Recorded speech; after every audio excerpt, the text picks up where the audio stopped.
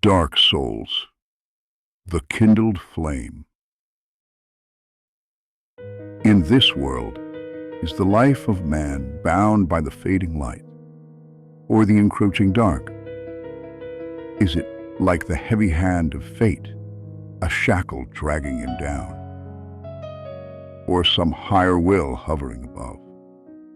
At least it is true that the hollow has no control, even over his own humanity. But consider the soul.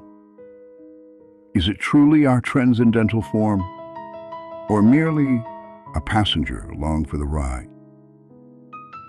We are told there are two paths, light or dark, heat or cold, life or death. But perhaps we have been deceived. Is the fire of life truly a comfort, or is it just agony? And death? Is it our antithesis, or the peace we seek? And the light, does it truly guide us, or is it blindness? A brilliant veil hiding the terrible enlightenment of the dark. Is the dark truly a curse or a cradling mother? And the light, the different, the foreign? Does our struggle stem from a ragged march to escape death? Or are we simply chasing the phantom of life? In the beginning, we are small, a frozen spark. But in time, that spark becomes an ember. The ember becomes a flame. And the flame, a relentless inferno. In the age of ancients, the world was unformed, shrouded by fog. A land of grey crags, arch trees, and everlasting dragons.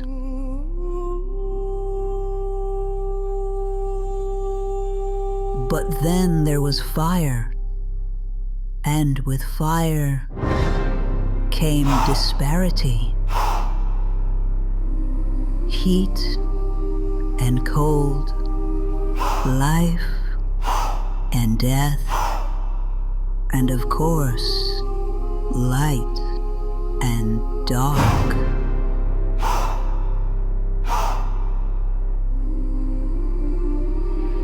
Then, from the dark, they came and found the souls of lords within the flame.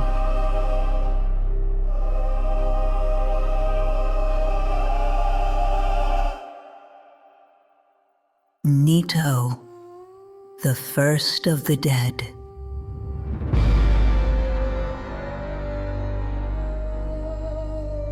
The witch of Izalith and her daughters of chaos.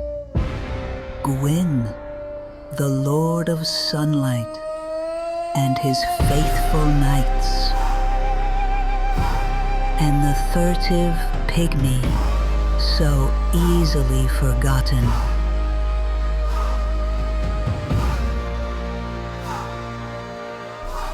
With the strength of lords, they challenged the dragons.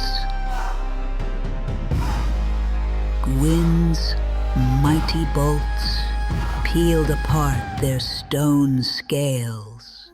The witches weaved great firestorms. Nito unleashed a miasma of death and disease, and Seath the Scaleless betrayed his own, and the dragons were no more.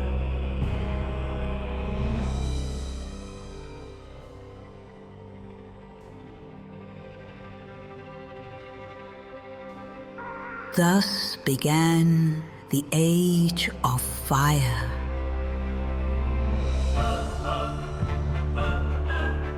But soon the flames will fade, and only dark will remain.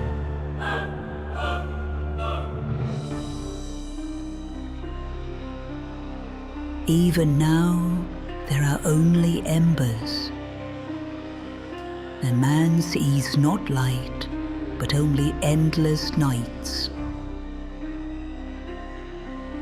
And amongst the living are seen carriers of the accursed dark sign.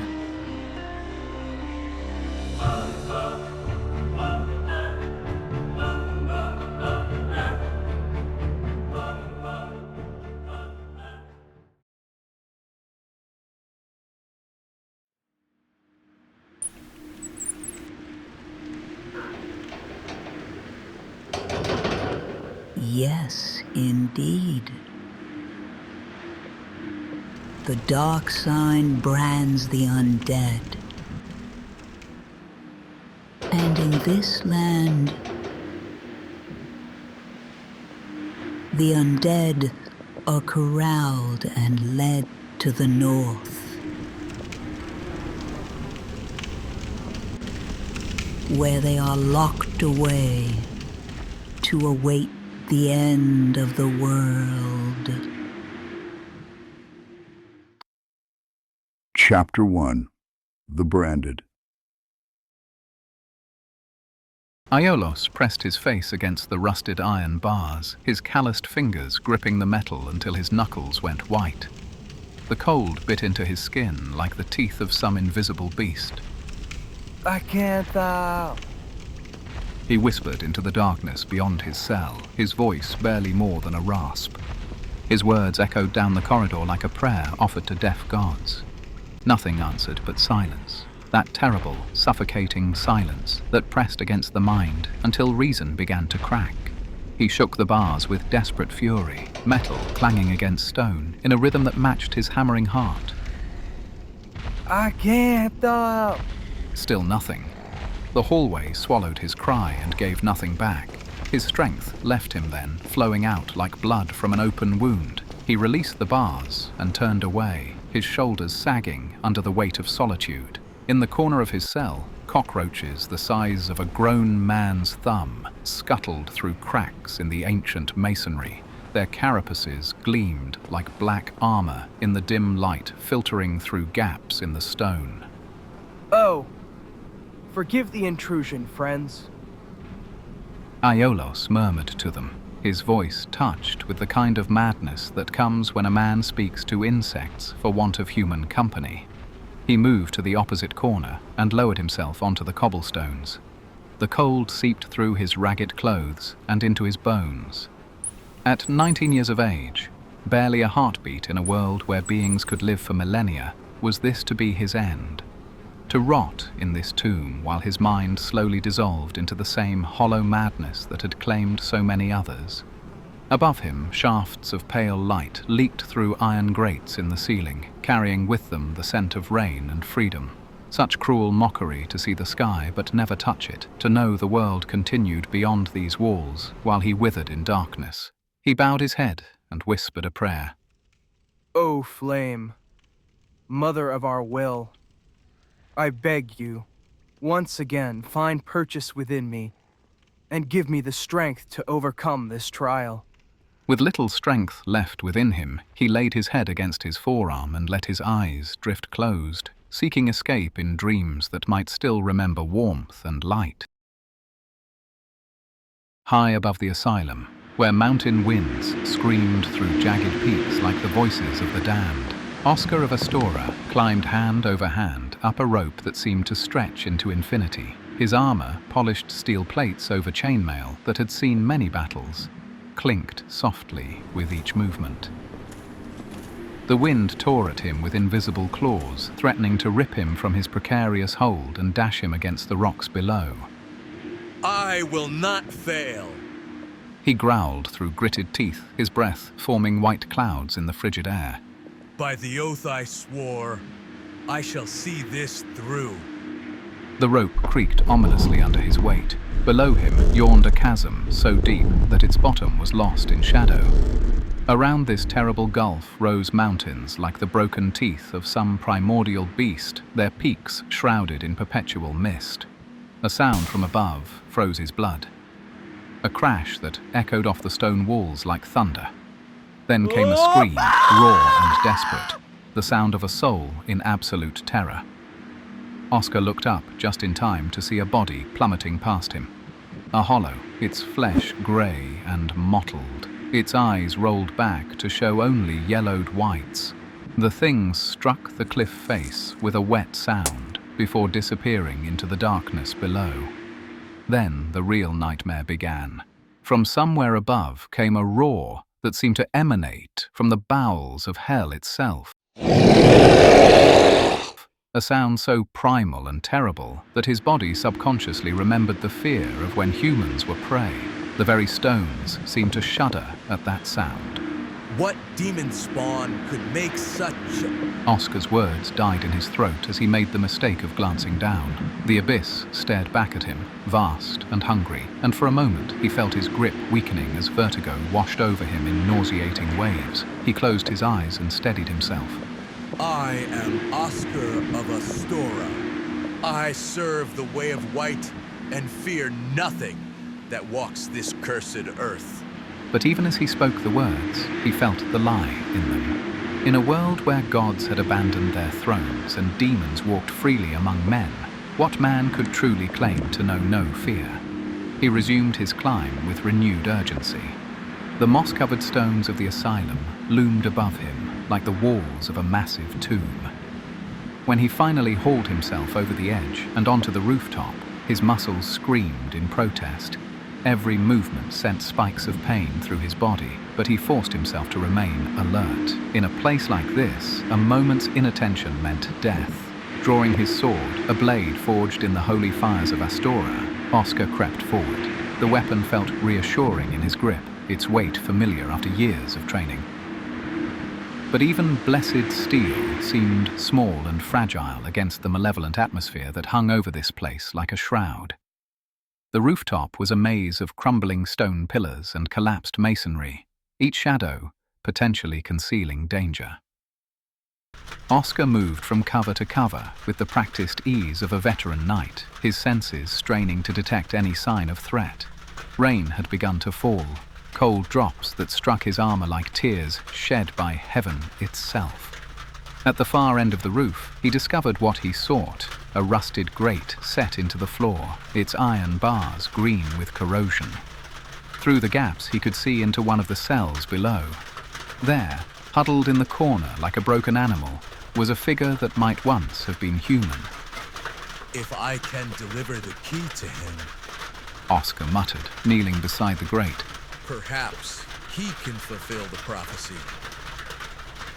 Perhaps he can succeed where I... He let the thought die unfinished. His knife, a curved blade with an ornate golden hilt, a gift from his mentor, slid easily between the corroded metal and stone. The grate was old, weakened by countless years of rain and neglect. With leverage and determination, he began to work it loose. That was when death came for him. The hollow struck like a wild animal, its bloodshot eyes burning with insane hatred. Its clothes were little more than rotting rags that hung from its emaciated frame. And in its skeletal hand, it clutched the broken remains of a sword, nothing more than a jagged piece of metal now, but still sharp enough to kill. Oscar felt the thing's weight slam into his back, felt its legs wrap around his waist like a death grip. But there was nothing human left in this creature, only hunger and rage, and the terrible emptiness that came when the soul finally guttered out like a dying candle. The broken blade descended toward his throat with desperate fury. Only years of training saved him.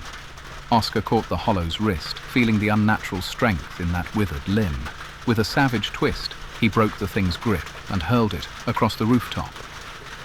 His sword sang as it left its sheath.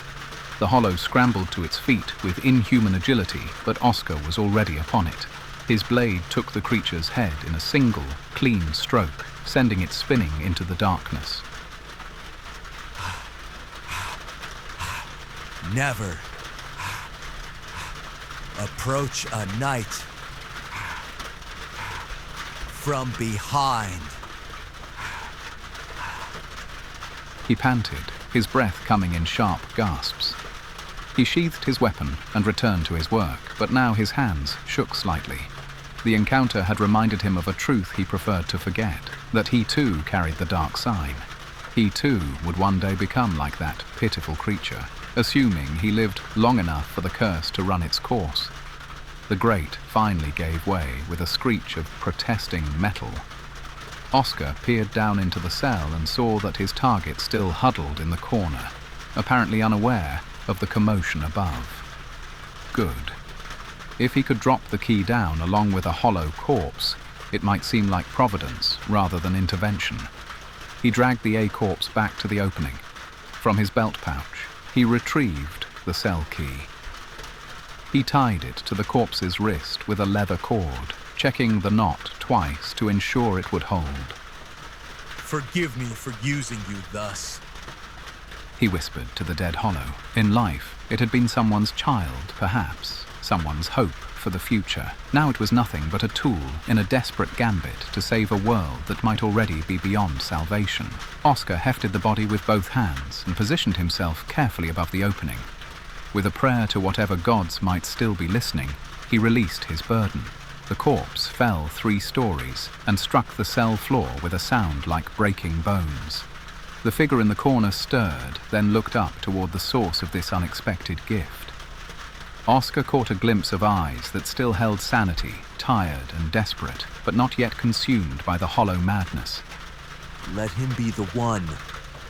There was no way down through the opening. The drop was too steep, the walls too smooth. Oscar would have to find another way into the asylum if he hoped to aid this potential chosen undead directly. He turned and began to explore the rest of the rooftop, his footsteps echoing off the ancient stones. That was when he discovered the true scope of his folly. At the northern edge of the building, a massive section of the roof had collapsed, leaving a wound in the structure that yawned open like a mouth. As Oscar approached this gap, he felt something watching him. The sensation crawled across his skin like ice water, raising every hair on his body.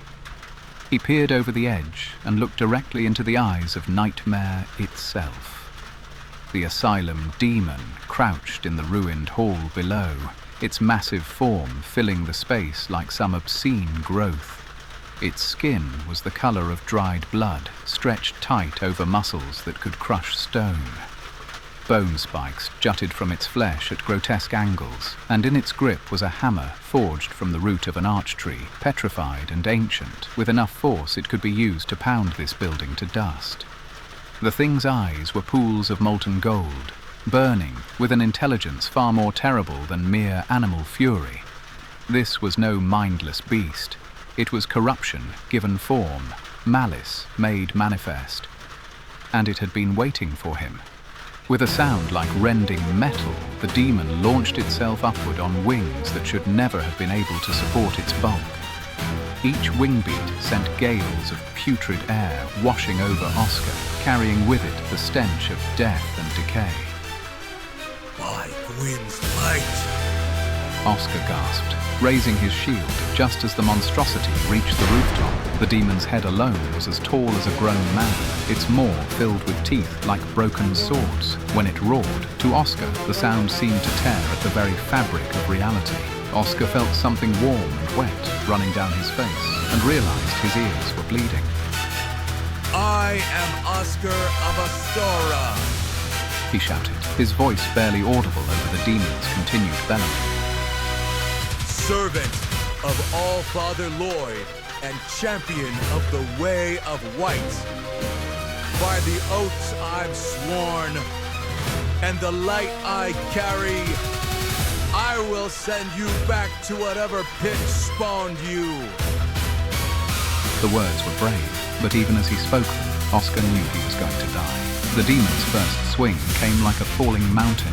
Oscar threw himself to the side, feeling the massive hammer pass close enough to ruffle his hair. The weapon struck the rooftop with such force that cracks spread outward from the impact point like a spider's web. Oscar rolled to his feet and struck at the demon's leg with his blessed blade. The steel bit deep, drawing a spray of black ichor that hissed and steamed where it struck the stones.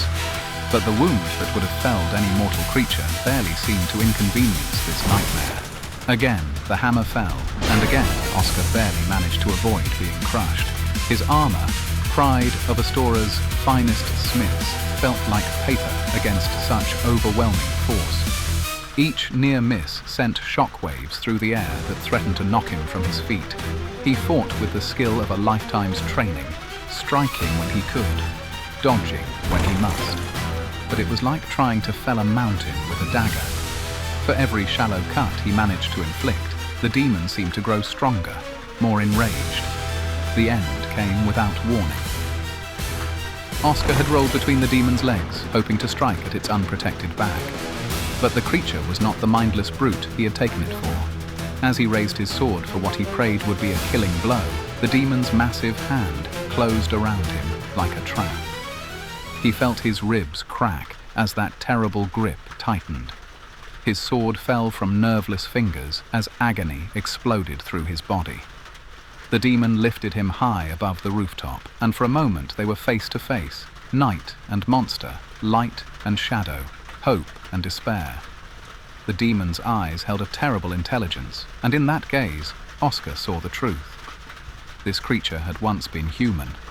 Somewhere beneath that monstrous exterior was the remains of someone who had once loved and laughed and dreamed of better days. The curse had taken all of that and twisted it into something obscene. Is this my fate as well? He wondered as darkness crept into the edges of his vision. Will I too become a monster when the curse finally claims me? The demon lifted its arm as if to throw the broken knight from the rooftop. The demon hurled him from the rooftop with contemptuous ease. Oscar felt himself flying through empty air, his broken body tumbling end over end. The asylum walls rushed past him in a blur of stone and shadow. He crashed through a window, then through a floor, his armor doing nothing to cushion the impacts. Stone and timber gave way before his falling form until finally, mercifully, he came to rest on the second level of the asylum, his body a broken ruin amid the rubble of what had once been an altar. Through eyes that were already glazing over, he could see out cell bars, and down a hall he thought back to the undead he left the key with. Perhaps there was still hope. Perhaps his sacrifice would not be in vain. The bells, he whispered with his breath fading. Ring the bells, and perhaps, perhaps this nightmare will finally end. Then darkness claimed him, and Oscar of Astora fell into unconsciousness. Aiolos heard a loud squeak, the groan of rusty iron being opened for the first time in years. He looked up, his eyes adjusting to the light beaming into his cell. As his gaze met the ceiling, something crashed into the floor. For a moment he thought, is this fate answering my call? But when the dust settled and his vision cleared, he saw it was a corpse, some poor wretch. Confused, he looked up toward the grate in the roof. Kneeling, staring down at him from above his cell, was a knight in blue and silver armor. The man's face was hidden behind an ornate helm, but Aiolos could feel eyes upon him. Measuring, evaluating, perhaps even hoping. The knight knelt there for a long moment, and Aiolos had the strangest sensation that this meeting was somehow significant, that invisible threads of fate were being woven. Then the knight was gone, vanishing into the hallowing winds as suddenly as he had appeared. Aiolos looked down at the headless corpse and saw what the dead thing had tied to its skeletal hand, a key wrought of dark iron. Believing this might be his last and only chance he would get to escape, he stood and stepped over to the headless corpse. His hands shook as he pulled the rope and the key free from the corpse's wrist. What cruel game is this? He whispered. The key felt warm in his palm. He approached his cell door with the caution of a young man who had learned that hope was often just another form of torture. The key slid into the lock. When he turned it, he heard the tumblers fall away with a finality that made his heart skip.